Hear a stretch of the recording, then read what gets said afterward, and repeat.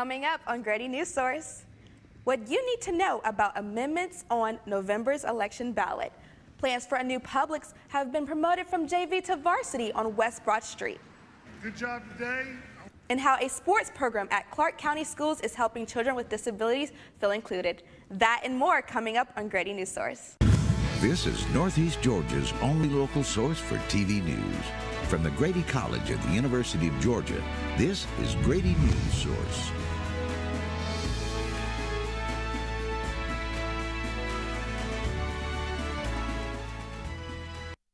Welcome to Grady Newsource. I am Keisha Chestnut. Every vote matters in this tight election, and Georgia is seeing record turnouts of early voters. Grady Newsource reporter Ethan Wright joins us live from an early polling station in Athens. Hi, Ethan. What's the scene? Yeah, that's right, Keisha. So we are Voting can be a hassle for one day into early voting. Well, I mean, somebody does have to take me. I can't just go there myself. It's worth every challenge. So I've had cerebral palsy since birth. For Jake Brandon, nothing's going to stop him from Out at about 5 o'clock. But I did speak to an Athens Clark County official earlier this morning, and she did let me know that much like the entire state of Georgia, Athens Clark County has broken a couple of those early voting records of their own. So that makes you think, where are these people at right now? I'm not too sure. I'm assuming they're probably getting off of work, but we have had a couple of elderly people. We've had a couple people on crutches and wheelchairs. So that makes me wonder, how are these people with disabilities, how are these elderly people, how are they getting out to the polls? And what is the county doing to ensure that their vote will count? Take a listen to what this one UGA student had to say about disabled voting accommodations. voting can be a hassle for anyone. But for some, Well, I mean, somebody does have to take me. I can't just go there myself. it's worth every challenge. So I've had cerebral palsy since birth. For Jake Brandon, nothing's gonna stop him from making his voice heard. I think having a disability has kind of empowered me because I'm part of that group. Laws like the Americans with Disabilities Act and the Help America Vote Act now require polling places to be accessible for all voters. It's nice because people over 75 and disabled people get to skip to the front of the line. Accommodations like line skipping, ramps, and automatic doors only scratch the surface. Even with these improvements, Brandon says there's still room for growth. There was only one disabled accessible polling station, and I couldn't pull in all the way. I think the desk that everybody else's screen sat on was higher, whereas mine was kind of lower to the ground, so it was more accessible for me. In the 2020 election, approximately 17.7 million voters had a disability. A study by Rutgers University estimates that in this election, nearly 40 million potential voters with disabilities may vote. Election officials like Lisa McGlawn are working diligently to ensure that every one of those voters has a good experience at the polls. No matter someone's physical limitations or any limitations that they have, their vote is just as valuable as everyone else's. And for Jake, every vote counts, not just for him, but for others facing similar challenges. Disabled people, they might need a little bit more help with stuff, but most of them are just as capable as a person who can walk and can use their body just fine. So over the past 3 decades, federal laws have been put in place making it more accessible for Americans with disabilities to vote. Since 2002, polling places like the Linden House here behind me, have been required to have things like wheelchair accessible voting booths, handrails, wider doorways, and advanced voting machines for those who need them. Voters 75 years or older can also skip ahead to the front of the line to cut down on their wait time and avoid any unnecessary standing or sitting. And local election officials say that these sites are regularly assessed to ensure that all of these standards are met. Reporting here from Athens, Clark County, I'm Ethan Wright.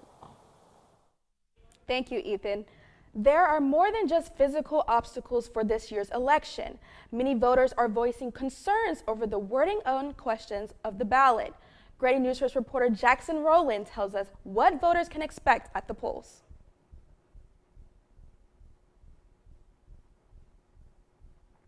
We will have more on the election and some pivotal races a little later in the show. You might have heard the construction of a new Publix will start soon on West Broad Street. Juliana Russ tells us what it means for the Hancock Avenue community. At the former Varsity location on West Broad Street, redevelopment plans have been in the works since February. But just a few days ago, the community found out a new Publix will be built there. The site is located near the intersection of West Hancock Avenue, a historically black neighborhood, and Reese Street, which Dr. Jerry Shannon said has gentrified in recent years. Reese has largely at this point been kind of taken over by student-oriented housing and student-oriented development. There's not a lot of black residents left in that neighborhood, but Hancock remains a pretty important part of the black community in Athens. Dr. Shannon's research shows 36.12% of residents in the area where the Publix will be built reported that they walk to work. Between 5 and 11% of residents said they don't have a car. If you need get somewhere, that's the main thing you need to get on right there on the bus. This will become the closest full grocery store to many residents living in the Hancock neighborhood. Publix has a reputation for being a little, say, nicer, a little higher service, kind of supermarket, but also means their prices are higher. And so it's possible that having a store there could be helpful. It's just going to be a matter of economically how much it's a good fit for folks with limited budgets. Grocery inflation has slowed significantly over the past year, with only 2.2% growth expected for 2024. But that isn't the only factor people consider when they shop. Does it mean that you don't have to ride a bus for half an hour to get to Kroger and try to transport things? Or does it mean that you don't have to think about gas money and trade-offs with gas money? I feel like it'll be great. It'll be very convenient. It'll be walking distance from where I stay at too as well. You ain't got to worry about catching the bus all the way up there sometimes. So you can walk to the grocery store and then you can just save your gas.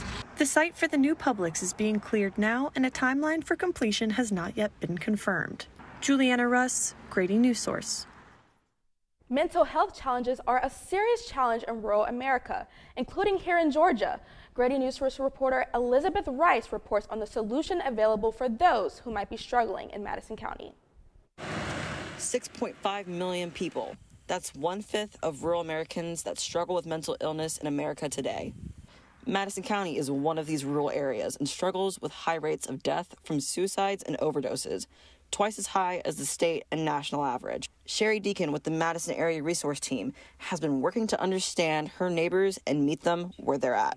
Making, poor decisions, relying on, illegal substances and just not having good coping skills. On top of this, in Georgia, there is a shortage of mental health professionals in almost all counties. However, through this shortage, there are still people on the front lines going to bat for the community. Stephanie Higdon is one of the few licensed therapists in town. It's not a job. I love what I do. And, when someone tells you that, thank you, you saved my life, I don't know that there's any better paycheck you could ever get. Higdon works with clients from all different backgrounds, such as farmers, victims of abuse, and people struggling with depression, anxiety, PTSD, and more. She tries to keep therapy affordable and accepts all forms of insurance and offers a sliding scale for pricing. When we have a broken arm, we go to the doctor and take care of it, right, and get it casted and get it healed. Why do we not do that when we have a broken heart, broken feelings, broken minds? The road ahead to healing rural Georgia is long, and it starts with the individual. Everybody does have a choice. They don't have to repeat, what their parents did. Elizabeth Rice, Grady Newsource. And now to a controversial new development that could be making its way into the backyards of Jackson County residents, a rock quarry. Grady Newsource reporter Melanie Levy tells us more. Extremely dangerous, loud, and a nuisance. When a rock quarry, similar to the Martin Marietta Quarry in Cumming, Georgia, was proposed in southern Jackson County, some residents became angry. Among them is John Kirkley, a resident and founder of StopSouthJacksonRockQuarry.net. His home only a mile from the potential quarry site. As soon as we heard there was a quarry, it was just like red alert. The more we found out, the worse it got. Vulcan Materials of Birmingham proposed the idea 2 years ago. The quarry would occupy about 900 acres of land. Kirkley says that it will disrupt parts of his life, like his water supply. Locally, we're concerned about what's going to happen to our wells, both the quality and the quantity. Kirkley's website states that the rock quarry would also decrease property values, increase noise and air pollution, but Jack Bonnickson, Director of Communications for Vulcan Materials, says that the company is committed to excellence and that rock quarries are a crucial part of American infrastructure. It's fundamental and necessary for growth of the country, commerce, economic development. Vulcan's website also vows to provide locals with well water protection, to monitor air quality, and to boost the local economy. Communities where we operate in trust us to be good stewards of the land, air, and water. And so that really is our commitment. In order to bring this quarry to the south end of Jackson, Vulcan must obtain a special use permit and will present their case at the Jackson County Planning Commission meeting on October 24th.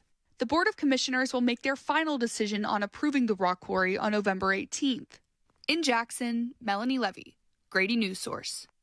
Coming up after the break, we will hear more about the candidates in some of our local races. People do some pretty cool things in their 40s and 50s. Why should saving for retirement be any different? I mean, they go back to college, learn new instruments, start skateboarding. Okay, maybe that one's not for everybody, but saving for retirement is. With aceyourretirement.org, you can get on track with your retirement savings no matter your age. Just have a 3-minute chat with Avo, the friendly digital retirement coach from AARP. You'll get personalized recommendations based on your input that are easy to understand and work with your lifestyle. It's quick, easy, and free. Plus, it's sponsored by AARP, so you know they got your back. Gnarly move, Dad. Thanks, sweetie. So wherever you are in your retirement savings journey, head to aceyourretirement.org and start chatting with Avo today. That's aceyourretirement.org.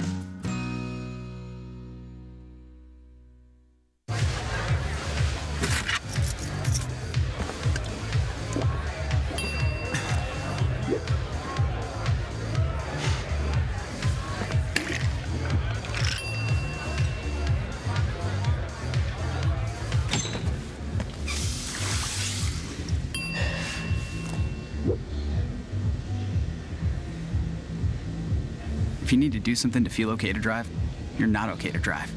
Don't drive buzzed.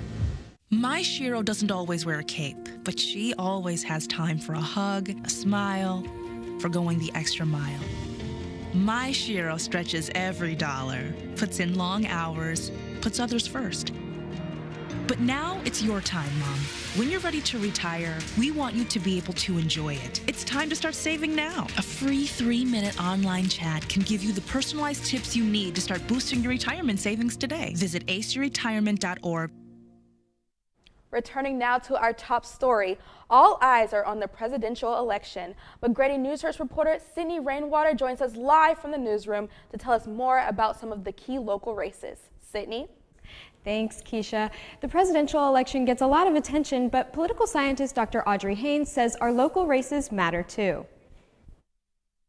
People are looking at our district attorney election. They're looking at our state legislative elections. They have a congressional race. So there's lots of things. And if you decide, I don't really want to vote for that top of the ticket, I don't like either one of them, and you don't show up, you're really doing a disservice to your community. So here are two races that will impact our community, the Georgia Congressional District 10 race and the State Senate District 47 race. So Georgia 10 covers Barrow, Oconee, Athens-Clarke, and Madison counties. The incumbent candidate is Republican Mike Collins, who has served in the House of Representatives since 2023. Challenging him is Democrat Lexi Doherty. Collins is from Jackson, Georgia. He introduced the Lake and Riley Act, requiring undocumented immigrants charged with theft to be detained. Collins is a vocal supporter of Donald Trump, and he's one of the speakers at the Trump rally tonight. Now, Lexi Doherty lives in Athens. She wants to spark rural economic development and pass the John Lewis Voting Rights Advancement Act, requiring states to get approval from the Department of Justice to change voting practices. So that would include changes like redistricting. Now, Georgia's State Senate District 47 spans Barrow, Jackson, Athens-Clarke, and Madison counties. The incumbent Republican Frank Ginn has held this seat since 2011. Challenging him is Democrat Canolis Scott Jr., who serves as the chairman of the Madison County Planning and Zoning Commission. Ginn has lived all over Northeast Georgia, but landed in Athens. His priorities are to create jobs, promote ethics reform for lawmakers, and reduce the size of the state government. Canolis Scott says he grew up on a farm in Madison County. His political priorities are to lower healthcare costs and expand Medicaid, invest in the public school system, and improve public safety by reforming police procedures and improving criminal laws. Now, Dr. Haynes says a great way to give back to your community is to make informed voting decisions in local races like these. That's all the time we have today. Back to Keisha in the studio. Thank you, Sydney. There are more than just physical obstacles for this year's election. Many voters are voicing concerns over the wording of questions on the ballot. Grady Newsource reporter Jackson Rowland tells us what voters can expect at the polls. Early voters in Athens are voicing mixed opinions on this year's ballot. The wording of the amendments was incredibly confusing and badly written and sort of designed to confuse people. It was easy. It was really self-explanatory. I didn't have a problem with it. I mean, everything was clear. They're talking about the amendments and referendum at the bottom of this year's ballot, which some voters say are confusing. One of these questions is about a change in homestead exemptions for Georgia. I think that first one's really focused on when people's home values go up quickly, do their taxes go up quickly too, or do you kind of let it move up more slowly so people don't have a kind of surprising, really big bill if their county waits a while to appraise and your appraisal goes way up? The Second Amendment proposes the creation of a new tax court in Georgia, similar to the federal tax court. The second one is about court cases about taxes are running through the regular court system now, and this would create a special court that would allow people with specialized knowledge to kind of focus on those tax cases, and it should kind of improve the flow of how those cases are dealt with. For more information, visit the Secretary of State's website to view a sample ballot and question summaries. Getting you ready to vote on Grady Newsource, I'm Jackson Rowland. Rivers Alive is the largest statewide initiative to keep Georgia rivers clean. Grady Newsource reporter Christian Andrade went to Dudley Park for the 26th annual Athens Rivers Alive cleanup. Things don't disappear. Caitlin Noble said she lived in the Dominican Republic when she was little. There's rivers that look like they're made of trash, like you can't even see the water. 1 in 4 households in the DR don't have access to waste collection services. As a child, that's kind of hard to look at. Litter takes years to degrade, and it can leach toxic chemicals into the water supply. So if people don't want to drink chemicals, they probably shouldn't litter. Noble was in one of the 15 groups that met at Dudley Park for the 26th annual Athens Rivers Alive. Some groups met here, following the North Oconee River all the way around Dudley Park on kayaks. Other groups split up on foot to cover the rest. Every single person uses water every single day. Jackie Sherry is the water conservation coordinator in Athens-Clarke County. She said over 1,900 pounds of trash were collected in Athens Rivers Alive last year. It all ends up in our rivers and all affects the water quality. Volunteers find mugs, bottles, and even baby dolls in the river. Nathan Stuck volunteered in his first Rivers Alive this year. My wife signed me up, so I had no choice. But Stuck is no stranger to cleanups. I probably do, 100 cleanups a year on my own. He said he's picked up trash for 5 to 6 years. I can't drive down the road and not see litter, and I'm just like, I want to pull over. Stuck encourages people to pick up litter on their own. You don't have to wait for the annual cleanup day to actually go serve your community. If you're like Stuck, finding trash can make your day. You can have the worst day ever, and then it's just like, I got 3 bags of trash. And there's my wife, like, let's go. She's gonna be... All right, that's my cue. Christian Andrade, Grady Newsource. A local business in Athens is helping to honor the legacy of a university student who passed away in March. Grady Newsource reporter Nigel Winnington has more on this story. In partnership with Shell to Shore, Creature Comforts released their Whale Fall IPA honoring Berkeley Haynen, a UGA ecology student who passed away in March. Shell to Shore is a nonprofit organization in Athens focused on recycling oyster shells. The shells are recycled instead of thrown away and are sent back to the ocean, creating more homes for oysters and also used to help fight rising sea levels. It very much aligned with his interests, so he jumped both feet into the mix, and then until he passed away, had stayed involved in various capacities. Berkeley's father, Nick Haynen, is the internship program coordinator at Shell to Shore, and he, along with his wife, are board members, continuing their son's legacy in helping the environment. The IPA was released this week through Creature Comforts Brew for One campaign and helps support the Berkeley Haynen Environmental Foundation.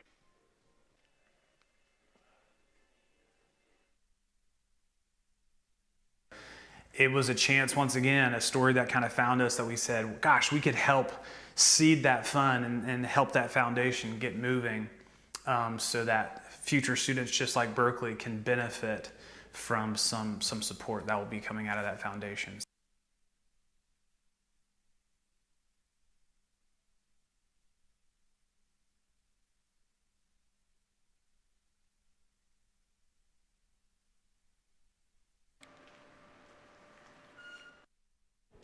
We apologize for technical difficulties, but in other news, public health officials are investigating an E. coli outbreak. People have been reporting eating a quarter pounder from McDonald's before feeling sick.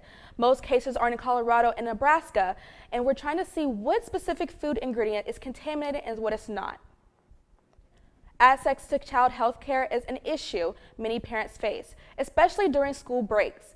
Grady Newsource reporter Elizabeth Hunter tells us about one Athens organization giving parents a helping hand. Pumpkins are going out and leaves are falling, which means holiday breaks are right around the corner. Students, of course, love the time off, but what about the parents who work and have to find somewhere for their students to go? They'll have holidays that don't align with UGA's holidays. And so sometimes it's that issue of, oh, he needs to stay home. Rachel Okamoto is a parent and a doctorate student at UGA. She says the struggle to find quality childcare is a huge stressor. Trying to find good childcare while my husband's trying to find a job and navigating that idea of he's finding jobs that aren't really paying much more than childcare, but we'd have to start childcare for him to even start one of those jobs. Okamoto is not the only one struggling with this issue. According to the Center for American Progress, 3 out of 4 people have had issues finding affordable quality care. Dr. Candy Beers is an expert in human development and family science. She says this issue is becoming unbearable for most parents. It's disheartening, quite frankly. Childcare and access to good childcare is a resource. And if we don't have that resource, if it's too expensive, if it's too far away, can become a crisis. One local business trying to help parents is the Boys and Girls Clubs of Athens. Across their 6 different locations, the club reported seeing 400 members a day in 2023. Jaden Arata works at the club and says they are seeing even more kids this year. I think we're at about 70 or 80 now. Arata says they are also offering special programs over school breaks to give parents an extra helping hand. Okamoto says these resources have lessened her stress because in other places she's lived, this wasn't an option. You have to pay extra for holiday care, and usually you have to find somewhere else. In Athens, Elizabeth Hunter, Grady Newsource. Coming up after the break, Grady Newsource reporter Noah Bice will give us the 5-day weather forecast.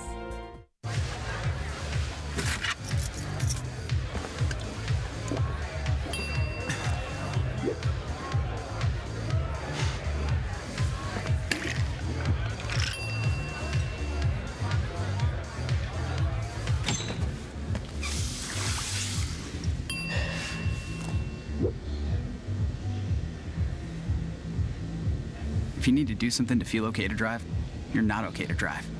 Don't drive buzzed. You're home before sunrise, on top of the house, the kids, and our future.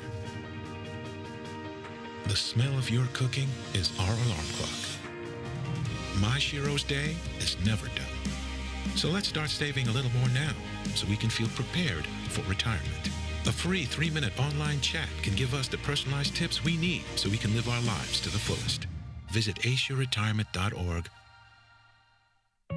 Julie was always a voracious reader.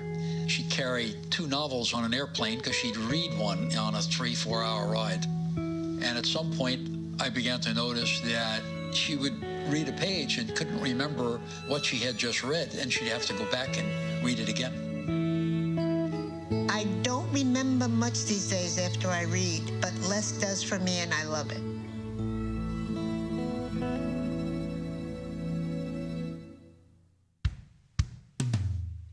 Hey world, I have a quick message. It's about safe driving. All right, let's go.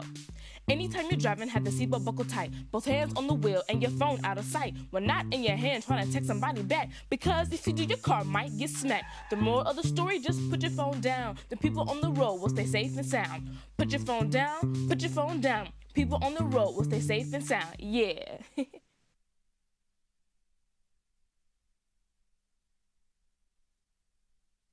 Hello everyone, I'm Noah Bice with your weather forecast. If we look here behind me, we've got sun, we got some more sun, and then sun before we even get the chance at some rain on Sunday. Now, if we go back to today, we look at a high of 82, the low of 54. Tomorrow, high of 83, low of 52. Friday, high of 81, low of 55. And Saturday, our hottest day in the 5-day, high of 85 and a low of 57. And then Sunday cools off a little bit with a high of 71 and a low of 53. But with all this sun, we've been missing out on some much needed rain. I spoke with the director of UGA's Weather Network and climatologist Pam Knox to get an expert perspective on the effects that this record low rainfall is having on Georgia farmers. For most people, this is a time of year when things are winding down. You know, your cotton is probably harvested by this point. Peanuts are in the process of being harvested, except for the ones that are still trying to eke in those last couple of weeks of growth. Most other things are not really actively growing. And coming up after the break, we'll hear about all things sports with our host, Colin Miller. When I was in foster care, I never knew when I would have to move. So I always had my suitcase ready to go. Then one day I was adopted. My new parents opened their hearts and home to me. My parents cook my favorite breakfast for me every morning. My parents take me on trips I never thought I would go on. They gave me a home and an even better reason to use that suitcase. My parents aren't perfect, but they're perfect for me. I think I finally found. Hey, how you doing? Hey, Mason. Hey, Mason. Got a new house. It's looking pretty cool so far. A place that I call home. I'm teaching Louise how to cook some lasagna. It only takes a spark to make a fire start.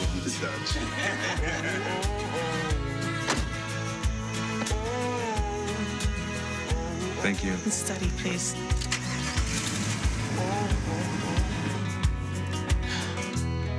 I think I finally found a place to make my own. A place that I call home. This place that I call home. Your home before sunrise. On top of the house, the kids, and our future. The smell of your cooking is our alarm clock. My Shiro's day is never done. So let's start saving a little more now so we can feel prepared for retirement. A free 3-minute online chat can give us the personalized tips we need so we can live our lives to the fullest. Visit aceyourretirement.org. Welcome back, sports fans. I'm Colin Miller, and I'm here to tell you everything you need to know heading into the weekend. UGA football is on a bye, but there's still plenty of ways for Bulldog fans to get their sports fix in Athens. Softball hosts games on Friday and Saturday, and on Sunday, volleyball and soccer will both be at home for some SEC matchups. Volleyball will face LSU, while soccer takes on Texas. Turning to pro sports, Atlanta United is moving on in the MLS playoffs. They defeated CF Montreal in penalties and will now move on to face Lionel Messi and Inter Miami in the next round, which begins this Friday. Staying in Atlanta, the Hawks tip off their 2024 season tonight against the Brooklyn Nets. All-star Trae Young will be back on the court tonight with some new help. First overall pick Zachary Risa-Shea is expected to make his pro debut tonight. Staying in basketball, history was made last night. LeBron James and Bronny James both took the court together for the Lakers, marking the first time in history that a father and son have played on an NBA court together. In his post-game press conference, James said checking in with his son was, quote, a moment I will never forget. Now, coming up after the break, we'll hear about Clark County's new adapted sports team, the Classic City Dogs. During high school, I hung with the wrong crowd and I never graduated. I helped Santiago in many different ways, like all fathers do, because he always wanted to go to college. I felt a little embarrassed to come back to school, but eventually, once I came here, I knew that it's for a bigger goal. He was very dedicated, hardworking. He connected with his teachers. He connected with other students. That was one of the key reasons why he was able to keep forging ahead. It was amazing to see him graduate. This was one thing that meant so much to him, and of course, it meant so much to us too. With the help of my father and having my son, that was all the motivation that I needed. That support is everything. Find free adult education classes near you at finishyourdiploma.org. I think I finally found. Hey, how you doing? Hey, Mason. Hey, Mason. Got a new house. It's looking pretty cool so far. A place that I call home. I'm teaching Louise how to cook some lasagna. It only takes a spark to make a fire start. The Dutch.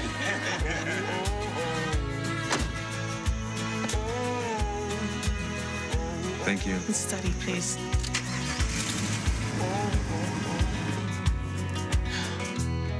I think I finally found a place to make my own. A place that I call home. This place that I call home.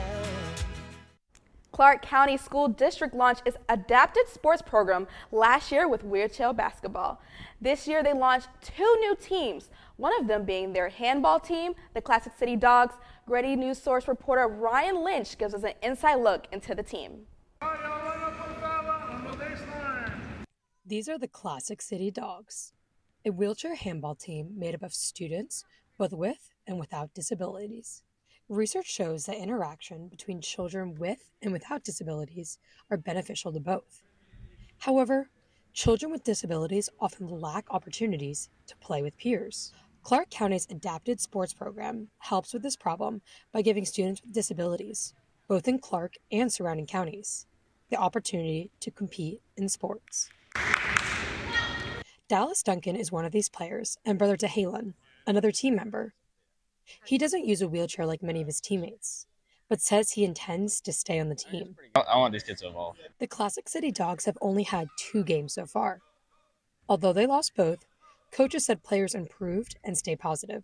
We were outnumbered, so it was 6 versus our 5. So we didn't have a full team, but they didn't give up, and they stayed positive and they stayed in the game. Although the team is still looking for more members, everyone echoed the positive energy Coach Walker conveyed. Amazing. I couldn't imagine doing some of the things they do with the skills they have. It's just, I'm inspired by it. The Classic City Dogs will play this Saturday in Duluth. For Grady Newsource, I'm Ryan Lynch. As the holiday season is upon us, swimming isn't exactly in the minds of many. But take a look at how a UGA grad turns her passion of swimming into teaching. Grady Newsource reporter Sarah Sims will tell us more. Dawson wasn't always this happy swimming around. Kind of reached this point where he was just scared of the water, even though he'd been swimming for months. Carly Lobdell, a recent UGA grad, started a Coney County Flippers swim school for that exact reason, to help teach kids how to swim, break that fear, and turn it into confidence. I work with a lot of kids with special needs, and I work with a lot of kids that have a lot of anxiety. When they first start taking the class, and then just seeing them have a love for swim, it's so nice to see that progress. Lobdell started with around 50 students last year and now has grown to 375. Not all pools are for luxury lounging, but when you want to lounge, you still need to make sure you know how to swim. And Carly is doing exactly that by teaching in her community. Swimming isn't just about having fun, it's a survival tool. It's one of the leading causes of death in children is drowning. And so if a student can know how to save themselves, that alone makes a difference. Site director for Horizons at UGA teaches classes and enrichment programs involving learning development and swimming. You build up that confidence, it transfers hopefully to your academics and to your real life. Has learned so much. He's learned to be confident in himself. Are you super strong? Yeah. Lobdell gave Dawson Student of the Month in her swim school. For Grady Newsource, Sarah Sims. That's all we have for Grady Newsource tonight. Thank you so much for watching. My name is Keisha Chestnut, and we will see you again on Monday.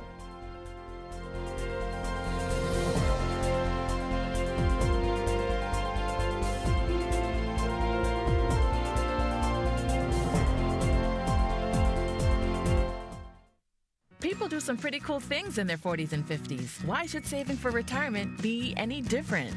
I mean, they go back to college, learn new instruments, start skateboarding.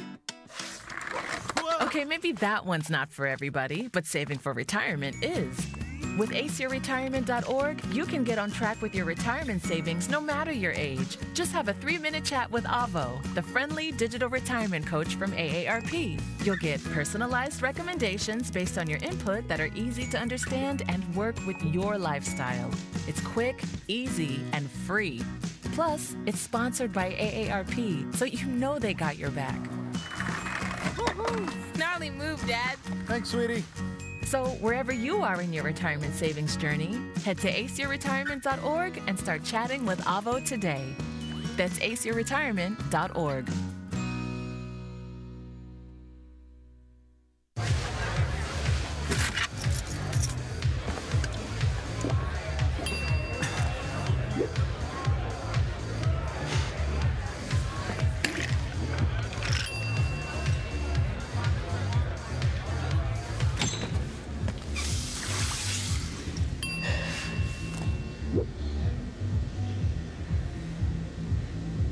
If you need to do something to feel okay to drive, you're not okay to drive. Don't drive buzzed. My Shiro doesn't always wear a cape, but she always has time for a hug, a smile, for going the extra mile. My Shiro stretches every dollar, puts in long hours, puts others first. But now it's your time, Mom. When you're ready to retire, we want you to be able to enjoy it. It's time to start saving now. A free 3-minute online chat can give you the personalized tips you need to start boosting your retirement savings today. Visit aceyourretirement.org. Borrow the mic.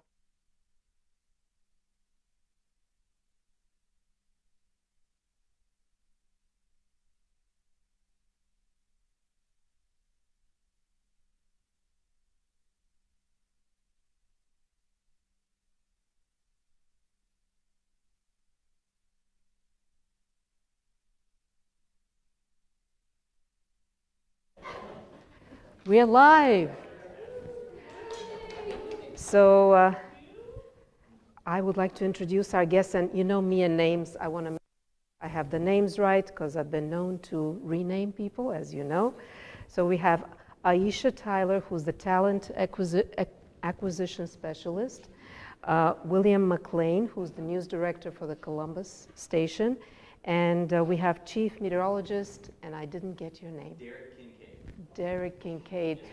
So, Noah, you had, where are you? You had a professional, a chief meteorologist watching. He's got words for you. So, without further ado, I'd love to hear any thoughts about the broadcast and jobs and any advice you might have. So, Aisha, should we start with you? Sure. And I think I talk loud enough. Can everyone hear me? But you're going live on air, full disclosure. Yes. Okay. Oh, okay. Great. Well, good job. That's the first thing off the top. Very good job. Give yourself a round of applause. Yeah, I heard this was your first time anchoring. I was an anchor at our Charleston station, and I think you did a good job. Thank you. Yeah, I think off the top, sometimes there are mistakes that happen, things that go wrong, but the fact that you just kept going and you just, make it smooth, a smooth transition after, lumps and bumps happen, I think you all did a good job doing that. So that's what I noticed off the top. What did you notice? I made a special note of that was when you didn't have the story or when things don't go in the right order, like there was zero panic in there. Like that was awesome because even at a television station where you've got people that have been there for a really long time, you can sometimes get what's going on? We're gonna get to the next thing, but you guys were just cool as a cucumber. That was great. I thought the communication was huge, was really, really good. Letting your anchors, letting your people who sometimes when you're in that studio, you feel like you're on an island. You feel like, you may have IFB, you might even have a person in there, floor directing for you. We don't at our station, we don't have a floor director. It's just us, and we're relying only on the communication in our ears. So you guys, that communication wonderful. And over communication sometimes is great for us too, whether you're a reporter in the field, in the studio, a weather anchor, sports anchor, doesn't matter. Knowing where we're going to go next, knowing what that next step is going to be. I thought communication overall behind the scenes in there was great, and it felt like it translated really well to you guys out in the studio too. I will just say that due to parking malfunctions, I missed the A block in person. However, the Newsource reputation precedes itself. I just knew that you guys were on YouTube, so I called you up on YouTube and I watched it on my walk over. Oh, wow. The distribution platform for Newsource is top notch, and really that's the message I want to give. I went to a school that we shall not name, but maybe got trounced in a football game named Auburn. So I spent a lot of time recruiting at Auburn and Alabama, and I've had the pleasure of coming up here a couple of times for some recruiting fairs. And time again, I'm just so impressed with the operation here at Georgia and Newsource specifically. The work that you're putting in right now is a wonderful trainer and simulation for a professional newsroom, which I know you're very much operating in here. And being able to witness that behind the scenes, rebounding, off the top. I saw Ethan as he was walking back in, and I said, man, everyone has been there. Literally everyone has been there. And I thought you did a commendable job of doing that. I thought the use of graphics in the package, I mean, that's a wonderful, wonderful tool. There's so much to be said about really hitting home your big points. I think someone told me sometime that our audience these days, you don't want to take for granted that they're pulling up a chair, turning on the 5 o'clock news, and they got your full attention, right? They're making dinner, they have their phone out, they have all these different things calling for their attention. So anything you can do in your copy, in your language, in your graphics to draw that attention back and get eyes on your story, even just for a moment. I mean, that's what you want to be doing. So very, very cool to see that effective storytelling in y'all's daily newscast.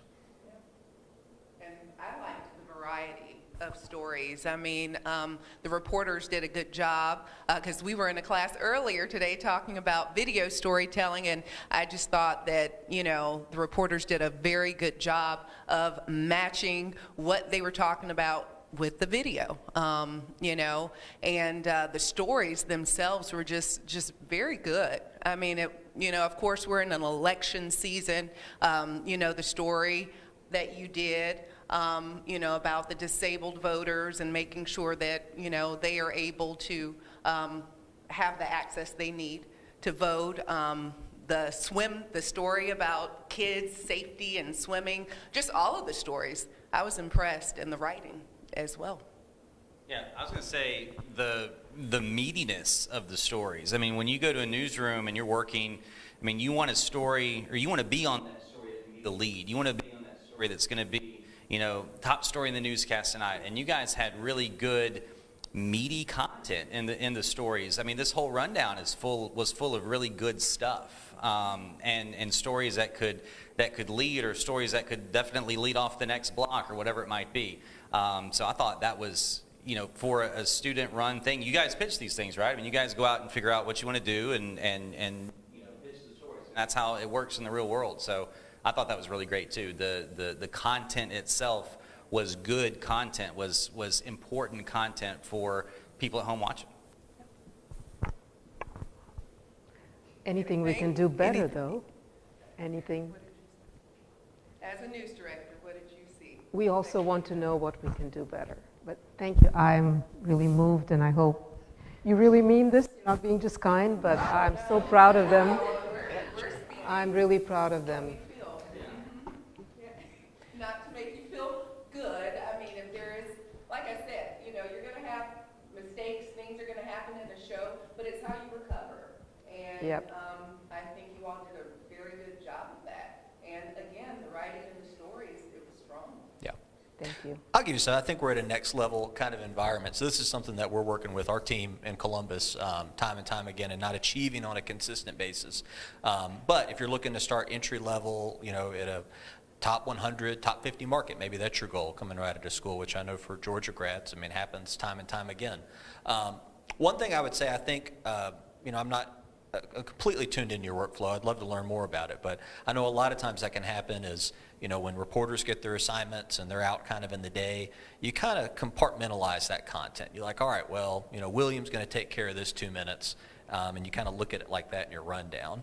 But when you're producing that, and it's not really falling all on the producer, it's the producer and the reporter collaborating, you want to try to find moments of how can I break out, does this intro need something more than just an anchor intro, right? I mean, can a package be more than just anchor close-up, package, tag, right? So what do I mean by that? So when we're talking about voting numbers, right? What graphics can we front load? Are there full screen graphics some anchors can read and VOs to set things up, whether that be on a statewide level, and now we're going to bring it in local, adding in some context on the front, and we kind of call that producing it up, right? So if you have sometimes it can really be good if you have a lead story that you're kind of like, maybe not the most compelling. Sometimes you can bring these extra elements in and make it feel really big and bring in a lot of different things. So again, just to boil that down, that's bringing in extra pacers to kind of before. So usually that's not the reporter writing those things, but you might need that reporter's insight to be able to help you, work on that. So it's kind of a collaborative thing. And then the same on the back end. Like if there's something you can do, if you can pull out a sidebar to expand that person. For our market, we split 2 different states. I'm not sure y'all dabble in anything with South Carolina at all or anything like that. Pretty much. It's Northeast Georgia. Yeah, Northeast Georgia. So might be a better example. But for us, we find ourselves a lot, we have 4 counties in Alabama, even though we're in Georgia. So if we do a story about a law in Georgia, usually we'll try to find a sidebar to and here's the Alabama equivalent, and it's also going through. So if there's some version of that, with your reporting, if there's something else to add to it, it just makes the coverage feel bigger, and it just adds pacing and variety to your show, so you don't fall into just going from reporter to reporter to reporter. Yeah, I was going to say, to go along with that, a lot of times, I notice it a lot in weather events because that's kind of my thing, but when we do a story about, let's say, a hurricane, let's say Hurricane Helene that made landfall, if it's not produced well, what you'll have is you'll have each individual person or each individual story that we do on that storm kind of with a similar intro. Like, Hurricane Helene is set to make landfall at da-da-da-da-da-da-da-da. But you'll have everybody trying to say that because every reporter is kind of writing their story, whether it's about how the local city has prepared or about evacuees that have come somewhere or about whatever it might be. They're kind of writing that in a little bit of a vacuum. So that's where that collaboration William was talking about comes in, where the producer can come in and kind of help out that flow from one thing to the next. Because when you've got, again, everything's front loaded with a lot of election stuff today, and I didn't hear this with you guys, but there was no need to be like, the election is coming up in 2 weeks, like with every single story that we do, because we hear that once and then we can make that flow from one thing to the next. And a lot of times that happens when you have one major overall story that you have to break out into smaller stories as part of your lead, whether that is elections, whether that is a severe weather event, whether that is a major crime or something like that has happened. So it's that collaboration, that producer and reporter talking, that producer and manager talking to try to figure out what's the best way to make all this one big happy family, one thing flow to the next, to the next, to the next, because that's when you're sitting down watching and you don't feel like there's these hard stops. You feel like you're all of a sudden you're 6 minutes in and you're just in this show. And I think that's kind of the best writing and the best producing that you have is when you just have that one thing that can lead to the next.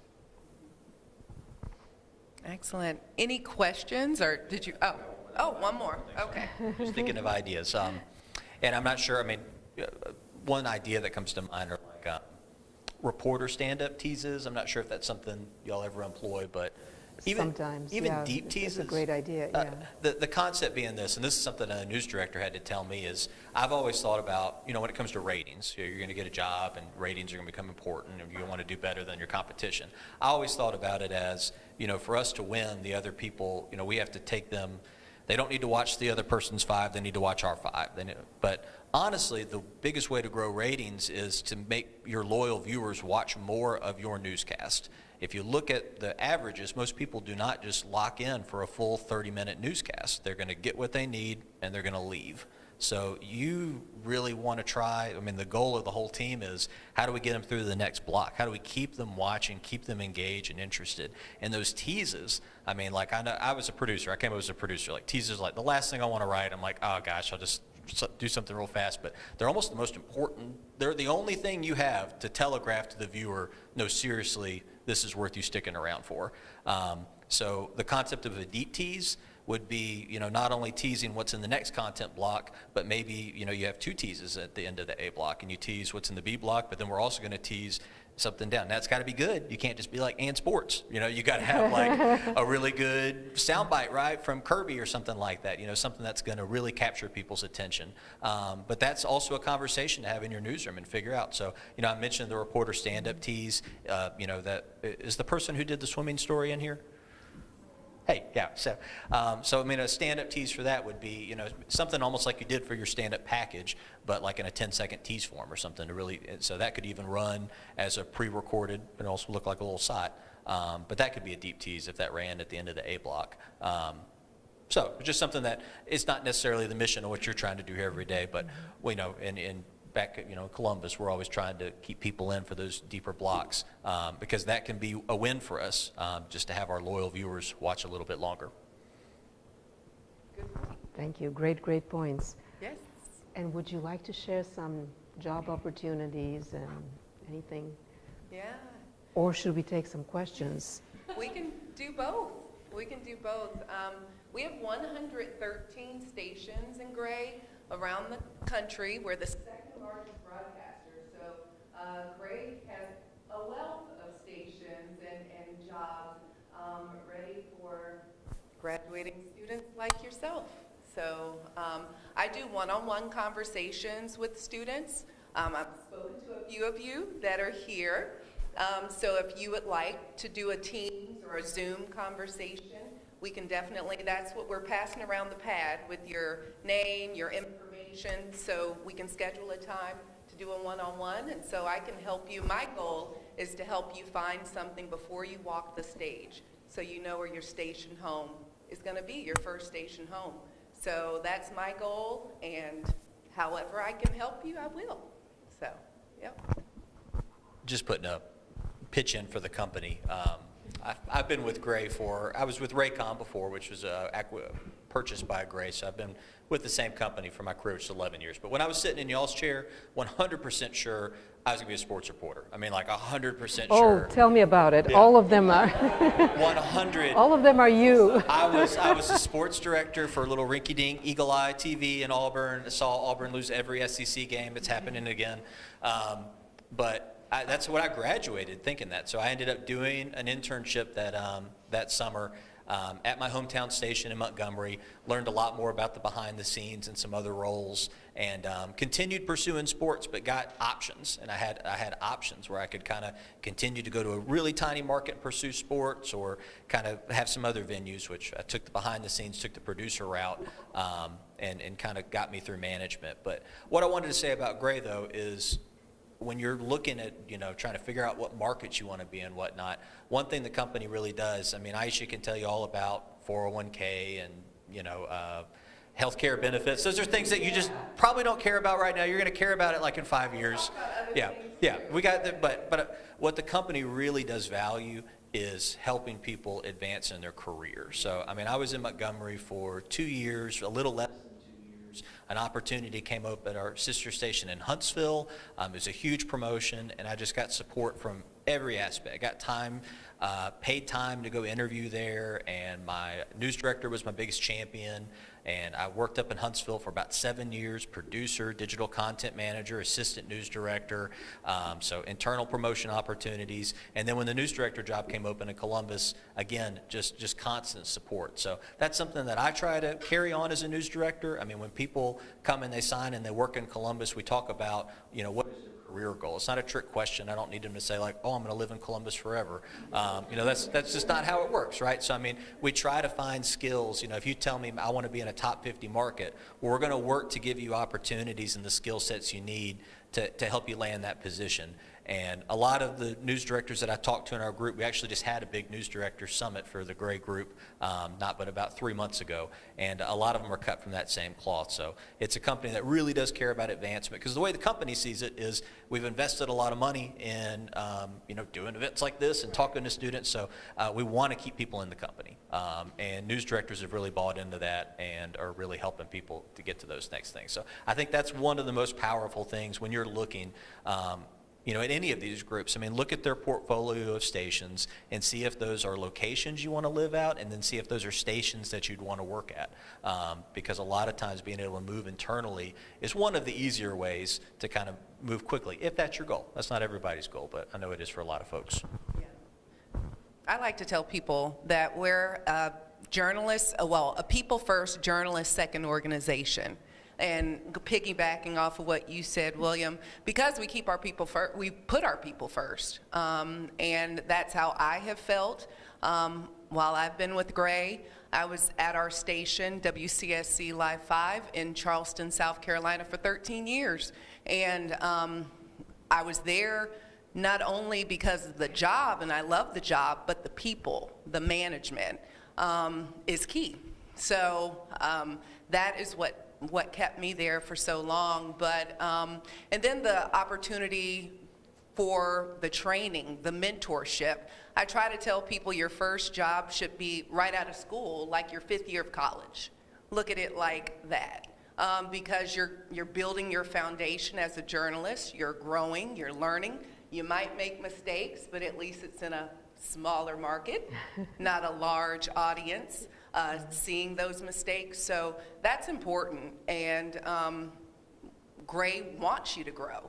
That's our motto, is to grow with Gray, and we stand by it. So we have 3 more minutes of the live critique, but we can go longer after that. So I'll make it quick then. I remember, I'm old, but I'm not ancient, so I remember what it was like to be sitting in a chair like you guys and trying to think about that job and get my first job.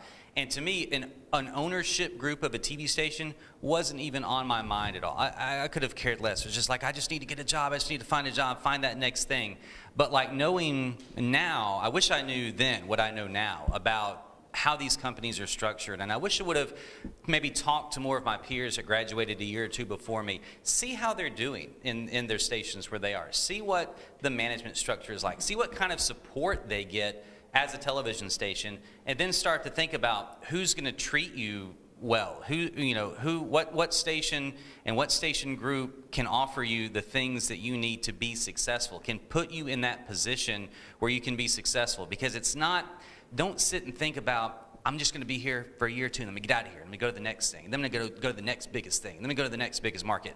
You have to think about the long game when it comes to this, and think about what moves can you make, even at this point, that are going to put you in a position to be successful later and do the things that you want to do later. And like I said, Gray's a station, or Gray's an ownership group that can offer you a lot of those opportunities to where even if you don't know what that might be now, you have that assortment of things at your disposal in the future with a company like Gray. And I wouldn't be up here telling you guys this if I didn't really believe what I'm saying either. If William said, hey, let's go and talk about Gray, and if I didn't like it, I'd be like, no, I'm good, I'll stay back.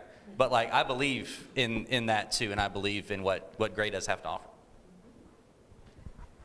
Any questions? That's the next step. Any questions from you all?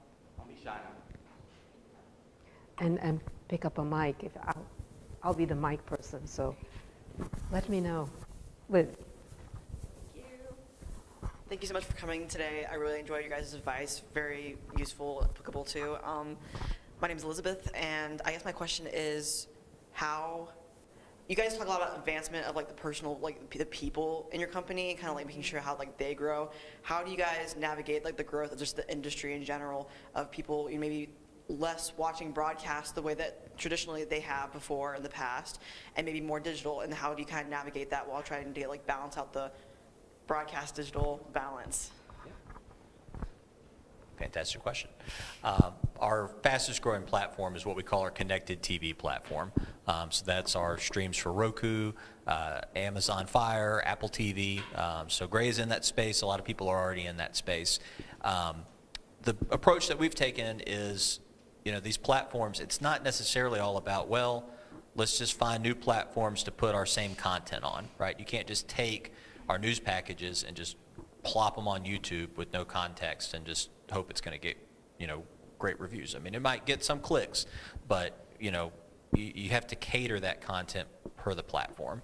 So I think one step we've taken in that digital space is probably more special projects that are catered, like, I use the term digital first. It's kind of a cringeworthy term sometimes, but meaning that like it's produced for digital first rather than manufactured for on air and then repurposed for digital. So Derek Kincaid actually does a long form weather show. We call it Weather Extra, but the idea there is not so much topical forecast, but it's more like somewhat evergreen. I mean, what are some examples of some stories you've done for that digital weather show? We like to do a lot of like things that if I'm on television and maybe there's a concept in the weather that I can throw out there, but I know that the viewers aren't going to necessarily get, but I don't have that time in my 2.5 minutes to go into some scientific explanation of it. Like in that show, we can sit and we can be like, all right, let's break down what this means for you. So we might go into a topic. Dew point would be an example of one from a weather standpoint. And we might go into really what that means, but in a way that the weather enthusiast is going to like it, but also somebody that knows a lot about it is going to learn something new. Or we might look back at a historical weather event where when I'm in a weather show, we prioritize the forecast and looking ahead and what's going to happen next and how are people going to plan their day. But I might not have time to sit and talk about the time that we got, 13 inches of snow in February of 1973. But that shows an opportunity for me to be able to do that, where again, we're producing content that's not meant for on air because nobody's going to sit and watch 5 minutes of us talk about the snow in 1973, but when they're on their digital platform, that might be something that is of more interest to them. So it's that trying to figure out, again, what can we put on the television side, but what can we cater more toward the digital side too. So yeah, our newscast, I mean, we're limited by time, but we also have to appeal to our entire viewing audience. With digital, I think the key is we can actually get really granular. We can nerd out on some dew points. We can get really specific with high school sports in a long form show. We can do more long form interviews. So I think the successful producers in our newsroom, whether that be traditional television producers or digital producers, also are a champion of one of these projects. And I think the challenge for me as a news director is freeing up the resources and capacity. So when someone has that passion, it's not like, well, just work overtime and get it done. I mean, so that leads to burnout, which is a whole nother issue. So instead, it's how do we dual train people and cross train folks, so I can have a producer produce a newscast 4 days a week, and then on that 5th day be able to work on one of these digital projects while still getting our newscast done. So that's kind of how we've been evolving with it. So I think having a passion for something and being able to bring that to your newsroom, whether that be education or sports or weather, and finding a way to translate that into a long form digital space is going to be something that more newsrooms are going to be doing. Thank you. Any other questions? Ethan, you'll need a mic though. Yeah, the live is over. Yeah, but we can still continue.